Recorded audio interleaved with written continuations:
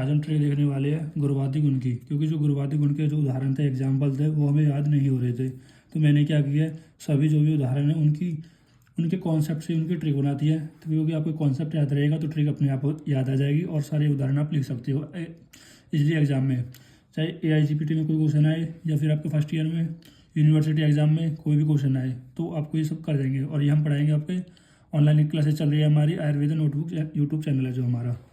ये चैप्टर 4 है पदार्थ विज्ञान का गुण विज्ञान। आज हम देखने वाले ट्रिक 20 गुरुवादी गुण होते हैं, वो मैंने डिटेल में अपने चैनल पर डाल दी गई है। अगर आपने ये सारी वीडियो नहीं देखी है तो गुरुवादी गुण भी देख सकते हो। आज तो मैं केवल इनकी ट्रिक बताने वाला हूँ, ऐसी ट्रिक बताऊँगा जो आप नहीं बोलोगे, आप चाहकर भी नहीं बोलोगे। कैसे, देखो। पहला जो गुरुवादी गुण है वो है गुरु। अब गुरु को कैसे याद करोगे आप भाई? गुरु में क्या होता है? दम होता है। कैसे दम होता है कि गुरु ऐसे नालायक स्टूडेंटों को पढ़ाता है तो गुरु में दम ही तो होता है। दम से क्या याद रखोगे आप? दुग्ध और मूसली। दुग्ध दे से हम दुग्ध रख लोगे और एम से हम मूसली याद रख लोगे, और गुरु से हम गेहूँ याद रख लोगे, गेहूँ। तो इस तरह से हम गुरु के उदाहरण को याद रख सकते हैं। फिर बात करते हैं हम लघु की।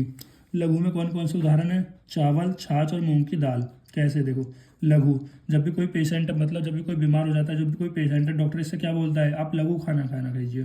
कैसा खाना खाइए? लघु खाना खाइए। तो लघु क्या होते हैं? चावल होते हैं, छाछ होते हैं, यानी चावल को एक तरीके से मना करते हैं, चावल नहीं खाना, छाछ नहीं खाना, मूंग की दाल खानी है। इस तरह से याद रखना है कि पेशेंट क्या खाना खाता है? चावल नहीं खाता, छाछ नहीं खाता, केवल मूंग की दाल खाता है। फिर आता है शीत। अब शीत के उदाहरण जो है उसीर है, कमल है, चंदन है, नारिकेल है। कैसे याद रखोगे भाई? शीत में आप क्या ओढ़ते हो भाई? शीत में आप कंबल ओढ़ते हो, और कंबल कैसा है? चंदन का है, ठीक है, या फिर चाचू का है। कैसे याद रख सकते हो? इसमें चंदन उदाहरण है इसलिए मैंने चंदन यहाँ पर लिया है। तो कैसे याद रखोगे? शीत में आप कंबल ओढ़ते हो चंदन का, तो ओढ़ने से उसीर आ जाएगा, कंबल से कमल आ जाएगा, और चंदन से क्या है? चंदन आ जाएगा। और चंदन जो नया आ रहा है ना, इस नए से हम नारिकेल बोल सकते हैं। फिर हम बात करते हैं उष्ण की। अब उष्ण के जो उदाहरण है वो है मरीच, चित्रक, शुंठी और बल्लातक। कैसे याद करोगे भाई? उष्ण है।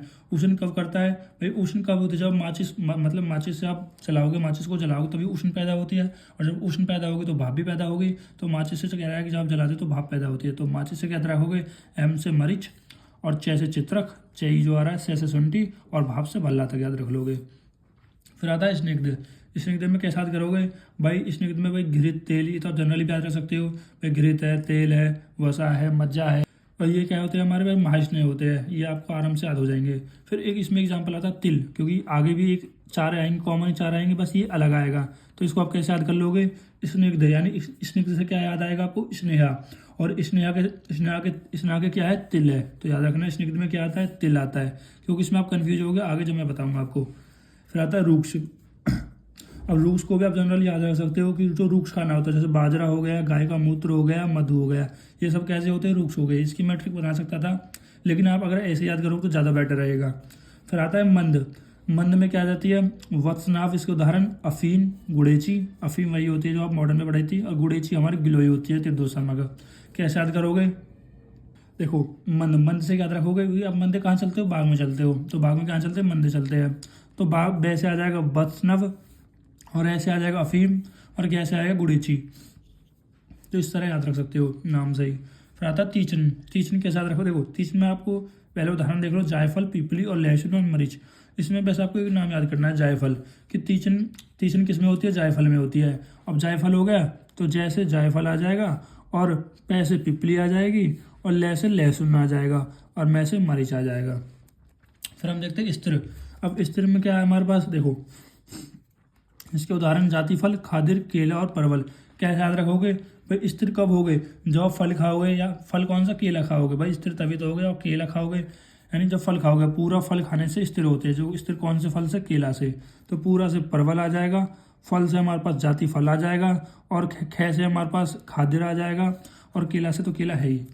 फिर आता है सर। देखो, सर में कौन से? त्रिवृत्त, स्नायुपत्र और हृदकी। अब देखो, अब इसमें कैसे याद करोगे? TCH से। TCH आपने देखा हो, थायराइड स्टिमुलेटिंग हार्मोन, वो कहाँ पर रहता है हमारे पास? थायराइड ग्लैंड कहाँ पर होती है? हमारे नेक के पास, यानी ऊपर रहती है। तो सर मतलब सर, हमारा जो टीचर है वो उनका स्थान कहाँ पर है? ऊपर ही तो होता है, ऊपर की तरफ। और ऊपर ही क्या होता है हमारे पास? TSH। इस तरह याद रख लोगे आप। T से त्रिवर्त, और S से स्नायुपत्र, और H से हमारे पास हृदकी। देखो, अब हम देखने वाले हैं हमारा जो 11वें नंबर के गुरुवादी गुण है मृदु। मृदु में भाई देखो, मैंने आपको क्या बताया था? हमारे पास स्निग्ध वाले में जो हमारे पास माहिस 4 माहिस नहीं थे वो तो सेम है, लेकिन यहाँ पर इसमें तिल आ रहा था और इसमें आ रहा है गोधूम, मतलब गाय का जो दूध आ रहा था। कैसे याद करोगे? कुछ भी नहीं है, आप पहले तो ये माहिस ने याद कर लेना, आराम से याद हो जाएंगे। गृह तेल वसा मज्जा, ये 4 माहिस नहीं होते हैं। फिर आते मृदु में कैसे याद करोगे? मृदु में आ रहा है ना, और देखो ये मैं कैसे बना है, इस तरह से बना है। अगर इस तरह से इसमें बीच में ना बना के ऐसे छोड़ दोगे तो गै बन जाएगा, और यहाँ पर भी गै आ रहा है तो गोधूम याद रख लोगे। फिर आता है कठिन। अब कठिन में कौन कौन से उदाहरण है गुरुवादी गुण के? मुक्ता, शंख, सुक्ति, प्रबल। कैसे याद रखोगे? देखो कठिन का मतलब क्या होता है? कठिन का मतलब होता है हार्ड। अब हार्ड कैसे कि जब आप मुख से शंख बजाओगे तो आपको कैसा लगेगा? पूरा कठिन लगेगा, यानी पूरा हार्ड लगेगा। शंख कैसा लगता है आपको? हार्ड ही तो लगता है। तो मुख से कैसा रख लोगे? मुक्ता, शंख से शंख आ जाएगा, और फिर आ रही सुक्ति, ये युक्ति नहीं सुक्ति है, असुक्ति। फिर आ जाएगा हमारे पास प्रबल, यानी पूरा और हार्ड, इस तरह से आप याद रख सकते हो। फिर आता है विशद। विशद में कौन कौन से उदाहरण है? मग, मुदक और नीब। कैसे? इसका कैसे? देखो विशद से आप क्या याद रखोगे? विष याद आएगा, विष। और विष आप कैसे लेते हो कि मान लो कि मग, अगर आप विष को लेना है तो कैसे लोगे? भाई मग में लोगे, यानी मग में, यानी कि गिलास में लोगे तो मग में लोगे, तो मग में लोगे मुख से लोगे, और मुख से कहाँ जाएगा? वो नीचे जाएगा। तो उसी तरह मग में लेके मुख से नीचे लेते हैं, नीचे जाता है, कुछ इस तरह से याद कर लोगे। ठीक है, तो मग से आ जाएगा मग, और मुख से आ जाएगा हमारे पास मुदग, और नीचे ऐसे आ जाएगा यानी नींब। तो इस तरह से आप याद कर सकते हो। फिर आता है हमारे पास पिछिल। पिछिल का कैसे याद करोगे? उदाहरण है इसबगोल, गूगल और मूसली। इसका सिंपल से ट्रिक है आईजीएम। अब आईजीएम कैसे याद करोगे आप? आईजीएम देखो, पिछिल मतलब पीछे, तो सबसे आगे कौन हो जाएगा? आईजीएम हो जाएगा।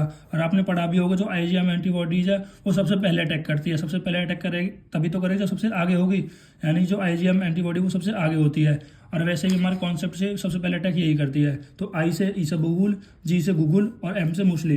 फिर आता है हमारे पास सलेक्शन। सलेक्शन में क्या है? देखो मेरी बुक में जो एग्जाम्पल है वो मिटे हुए थे, केवल मुक्ता वो लिखा हुआ था, तो मैंने मुक्ता को बना दी। कैसा देखो सबको क्या मिलेगी? मुक्ति मिलेगी, यानी मुक्ता मिलेगी, यानी मुक्ता याद हो जाएगा। रहता खर। खर में क्या रहा? कमल दन एंड करेंज। देखो खर मतलब रफनेस, और रफनेस अगर देखो कैसा देख रहोगे, जो कमल की पत्तियां है वो किनारों से थोड़ी रफ होगी, तो यानी जो कमल की पत्तियां है वो किनारों से नहीं करंज आ जाएगा, और कमल से कमल रहेगा ही। आता है हमारे पास सूक्ष्म। सूक्ष्म कैसे याद करोगे? देखो गुगलू है, लवन है, मग है और पारद है। कैसे याद रखोगे कि जो गुल बन जाती है पेट में वो कैसे होती है? सूक्ष्म होती है।